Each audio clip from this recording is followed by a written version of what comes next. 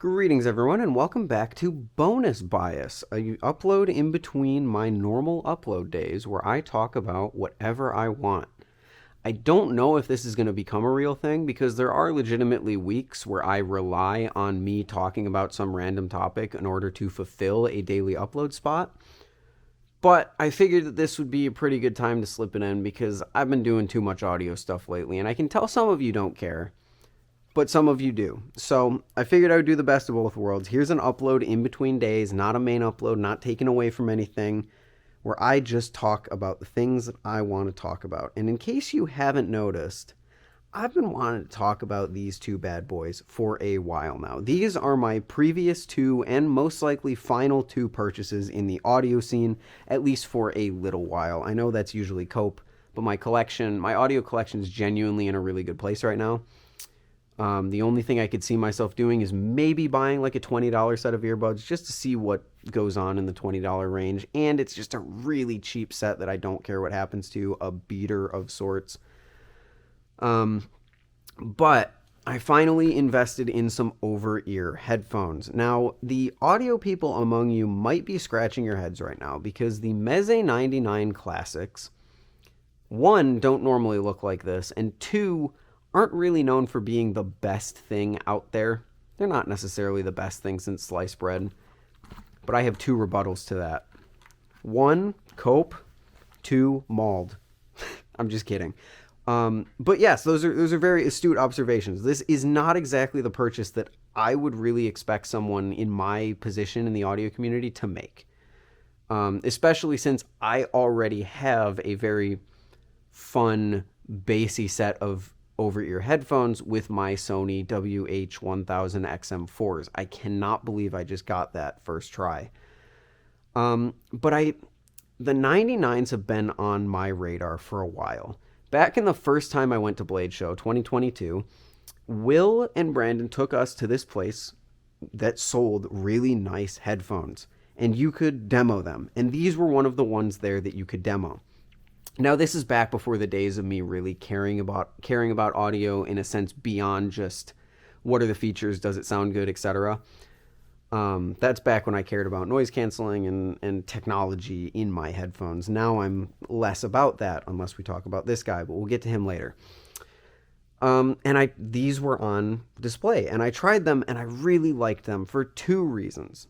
One, they sounded pretty good to my untrained ears, but two, the headband system is the one headband system I can actually tolerate. My head is like a baby's head. It is so soft in the middle that anytime you have a rigid pair of headphones that have like pads against the hard headband, it just hurts. It hurts so bad, and I have to move them back and forth, and it creates this really weird pain spot in my head.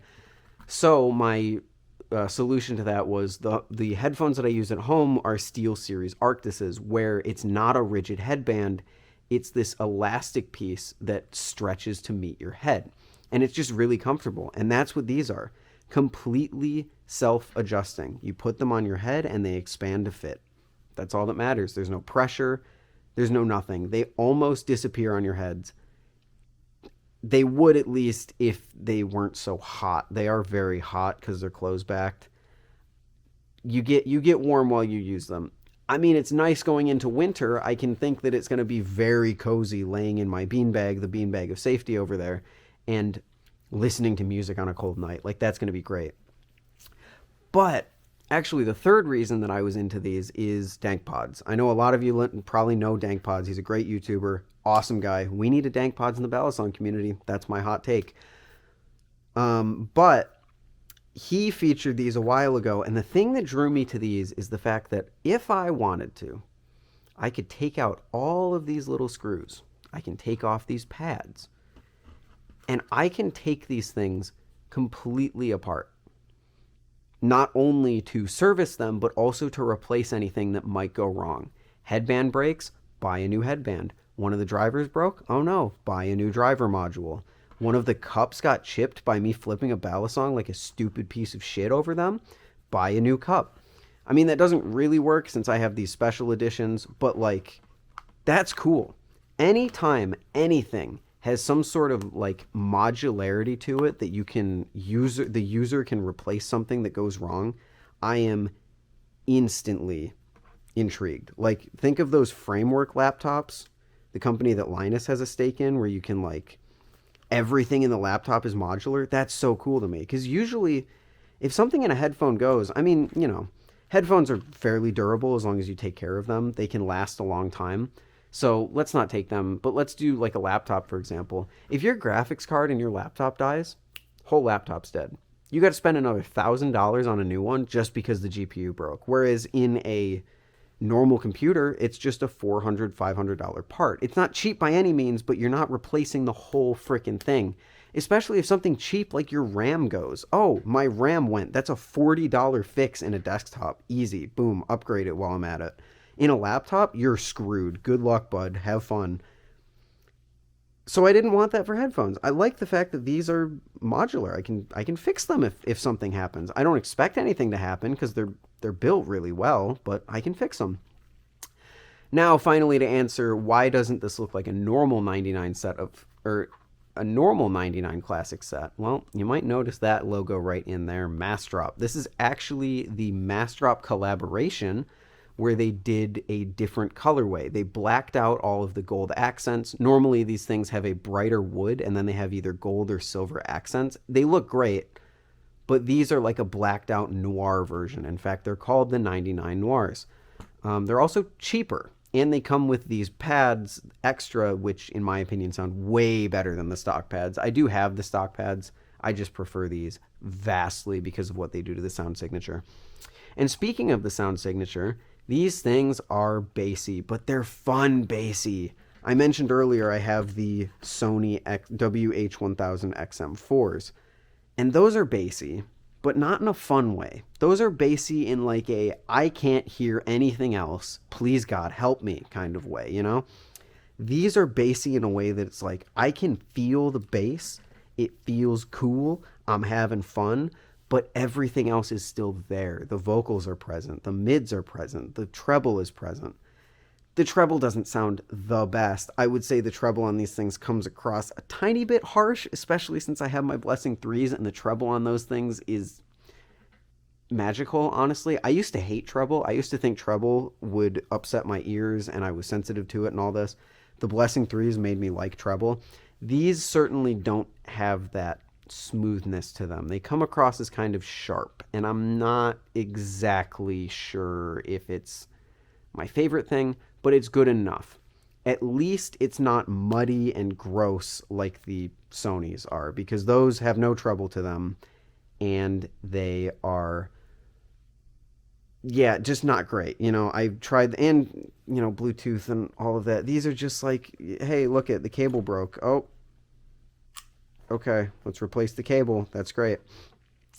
My biggest complaint with them, besides just the treble sounds really good in some songs, but in other songs it does feel harsh, maybe even low quality or low res, but I don't think I can be that unfair to them. They certainly sound better than my Steel Series headset that I have at home. They certainly sound better than the Sonys, when Sonys cost twice as much new.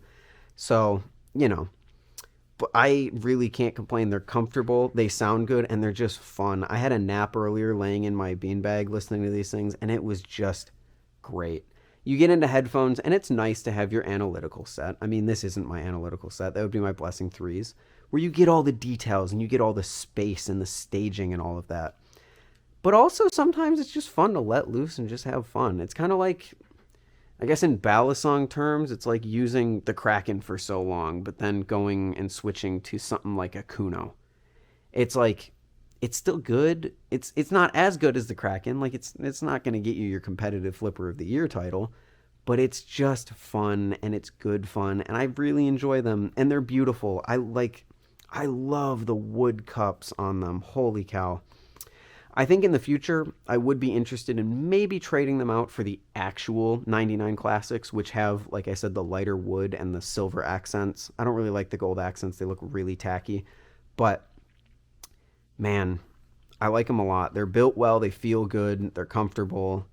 And they sound good enough, especially when I plug them into this bad boy. But Honestly, I think I've been recording for far too long at this point. So I'm going to separate this guy into another video because I have just as much to say about him.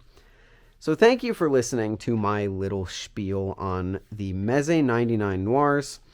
I know I'm going to get comments asking me for recommendations or if these are good for this, this, and that. Don't bother. I'm not an audiophile. I just have a passing interest in audio because I really like music. And that's the thing. A lot of audiophiles are in it for the headphones. I'm in it for the music. The headphones are nice. I love the look and the feel and trying out new ones. But at the end of the day, I want to listen to my music in the best way that I can. And that's why I like headphones so much, because music is one of the most important things in my life. And, you know, sometimes the headphones that you use to listen to them are just really beautiful pieces of art that just feel good. Like, I don't know. I'm very happy with these things. Very, very happy. So that's going to do it. Thank you for listening to this bonus bias. If you enjoyed, let me know what else I should do bonus biases on. Maybe this will become a regular thing. Maybe not. Like I said, I kind of rely on the random topics sometimes to fulfill main uploads. But sometimes, like this week, when I have 5 different things to unbox, I don't really have that problem. So, you know, we'll see. Thank you all for watching. I'll see you in the next one. Peace.